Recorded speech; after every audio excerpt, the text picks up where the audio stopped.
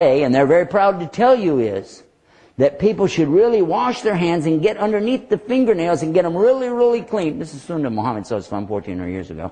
But just do that, and then you can handle people's food. Especially in the fast food places.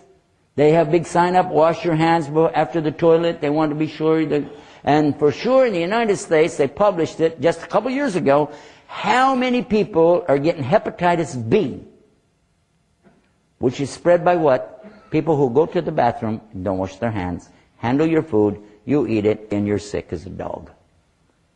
Just like that. And they said it, not me. I'm quoting what it said in the article. The people have to learn to wash their hands. We already know that.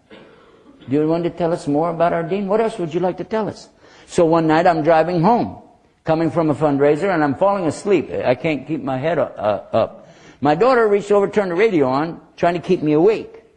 She turned it up real loud. I heard a voice come out of the radio, and he said, just at the beginning of his sentence, he said, always sit down when you eat or drink.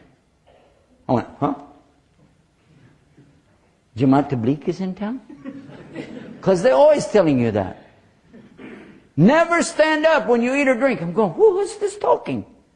And he began to explain the damage that's caused to the various organs within the body, starting with this tube which goes down to the stomach. And they were talking about something called hiatal hernia, which can be avoided by a person who takes better care of themselves. Don't get too overweight. Be careful of your diet. But be sure you sit down when you eat or drink. Your body was not designed to ingest and digest food while you're standing up. Half-hour program. I listened to it all the way home. All about that. And he talked about all the different organs that get messed up and ruptured and damaged. Kidneys and bladder and all the different things he talked about from one thing. One thing. And how about this?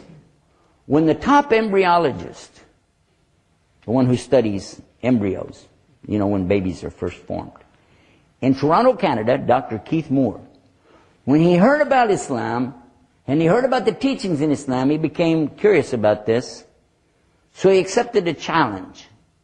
Then learning from the Arabic of the Quran what was being said, and we have it on our website, you should go and watch, he's saying it with his mouth. He's sitting right there saying, there's no way that anybody 1400 years ago could have known the intricacies of the formation of the embryo within the uterus.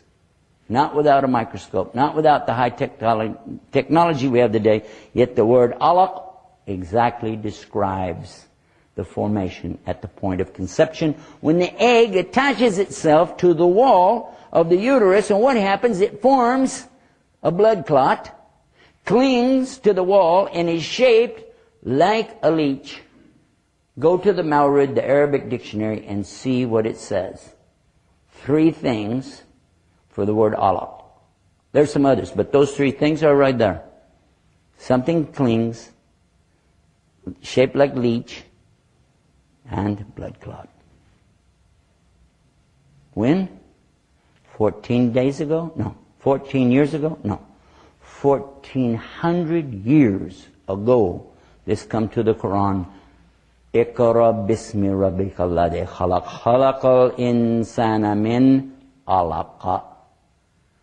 Recite. Don't say read, that's wrong. Say recite, because Quran is recitation, not a reading. Recite in the name of your Lord who created mankind, all of us, from an alaq. It's impossible that anybody could have guessed this. Dr. Keith Moore said it himself. It had to be from God or Allah. That's what he said. We have 6 or 7 different professors, lecturers, doctors, and experts in their particular scientific disciplines mentioned on our website. You should go and listen to them, because one of them actually stood there and said, well, it's time for me to say, Ashhadu la ilaha illallah, Ashhadu Muhammad Rasulullah. Look at this. What is the Deen? The Deen is Allah's Deen. And the sooner we as Muslims begin to practice the real Deen of Islam, the sooner we're going to see success. That's the only thing stopping us from being in the good position Muslims were in 1,000 years ago. We just forgot the Deen. If you forget Allah, guess what? But when you remember Allah, in any gathering, He'll remember you in a better gathering. So we ask Allah to make us on this Deen the right way, as real Muslims. Forgive us, give us another chance. Ameen. Rasulullah sallallahu alaihi wasallam is the Khatam al-Anbiya. He's the seal of all prophethood. Nobody can claim to be a prophet after him.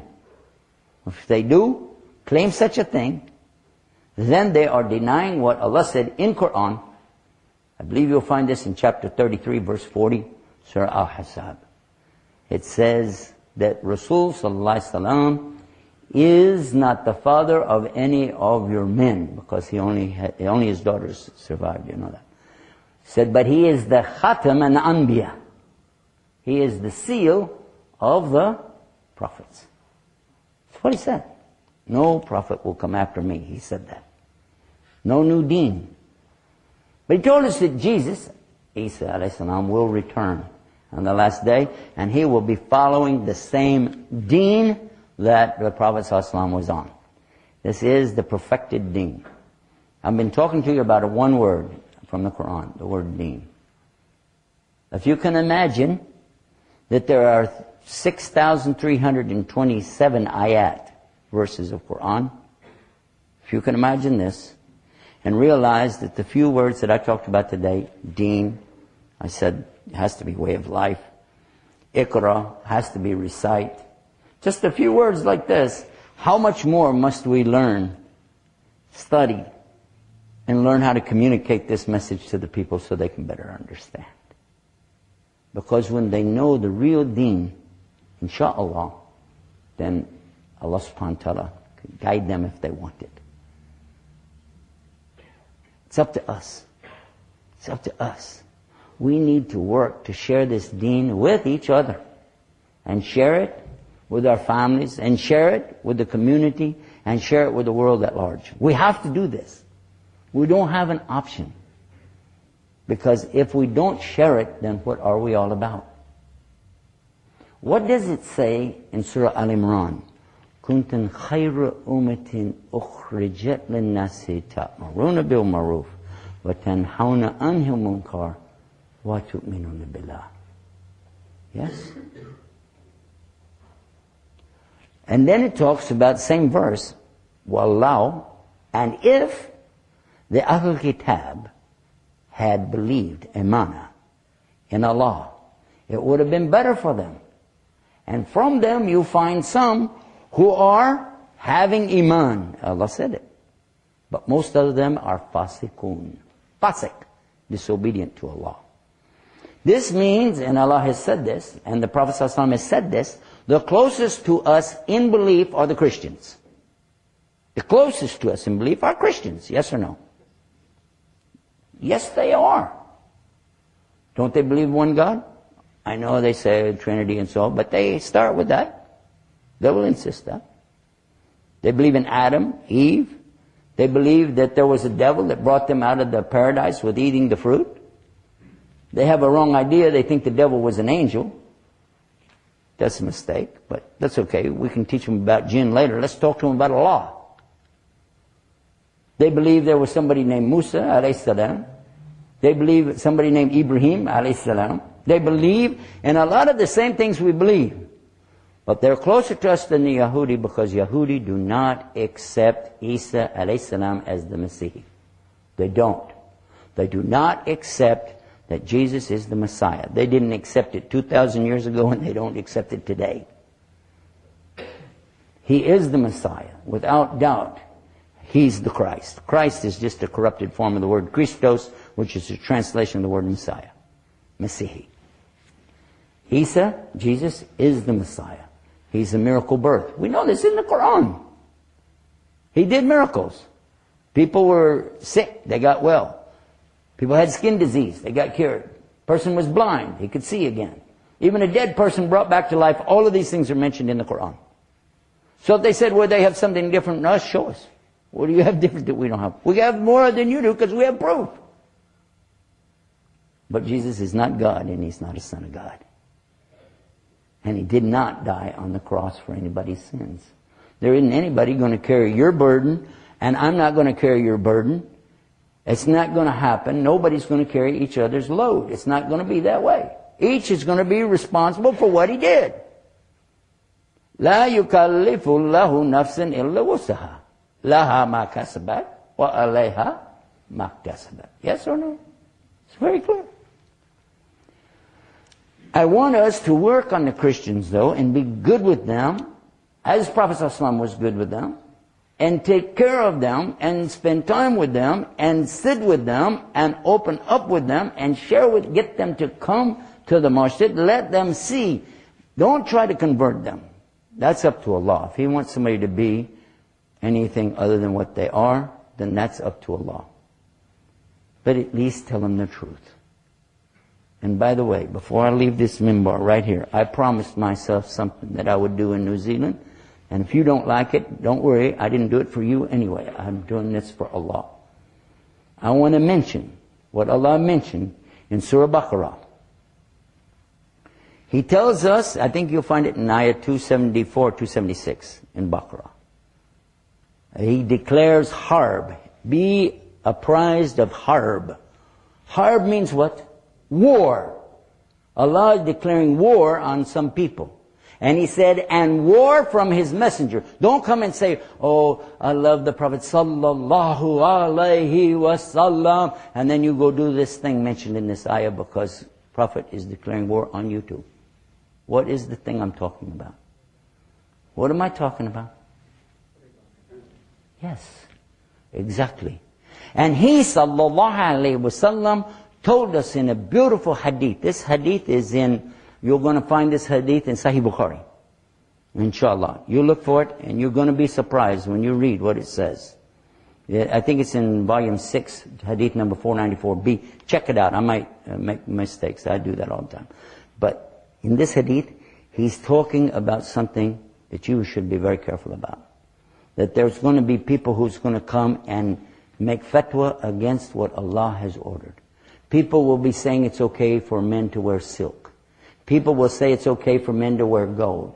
They will say it's okay for alcohol. They will say it is okay for musical instruments. Did you hear that? This is what he said, sallallahu alaihi wasallam. But brothers, we know also people have made fatwa against the very ayah talking about this riba. I heard about one, I just came from the Caribbean, by the way. I was over there for a big tour that we did. One person told them, he claimed he's alim, he claimed he's imam, and he told the people in this one island, don't worry about riba, you can go to the bank and borrow any money, it's okay. I give you my fatwa, and if there's any punishment, I'll take it on my back on the day of judgment. Don't worry, I'll take it for anybody. Go ahead. This, with this statement alone that he made at the end should make you wake up and go, A'udhu Billah. Not only I don't take fatwa from this guy, I don't even want him to show me to make wudu. In fact, I don't want to stand next to him in the salah, maybe lightning's going to hit him. You talk like this, you're going to take other people's sins. This is not even in our aqidah. But he said it. And of course, those who want to do it immediately ran out and went to the bank and played the game. But those who were guided by Allah said, no, that scares me even more. I'll just stay in a rent house. I've owned real estate more than you can imagine. I have nothing in real estate now. And I'm more happy today than I ever was before. You know why? Because I will need my real estate in the Jannah. That's what I need. Now, if you don't like what I just said, make dua for me that I can deliver it in a nicer way. But I'm still going to say it. I'm still going to say it because Allah said it. And Allah said this too in the Quran, very clear. It's in Surah Al-Isra, a beautiful surah, chapter 17 of Quran. وَقُلْ جَاءَ الْحَقِّ. And say, the truth has come, and it will destroy the falsehood. Verily, the truth always destroys this battle, this falsehood. دستورنا القرآن وديننا الإسلام أركانه الجليلة دعائم الفضيلة وهي الشهادتان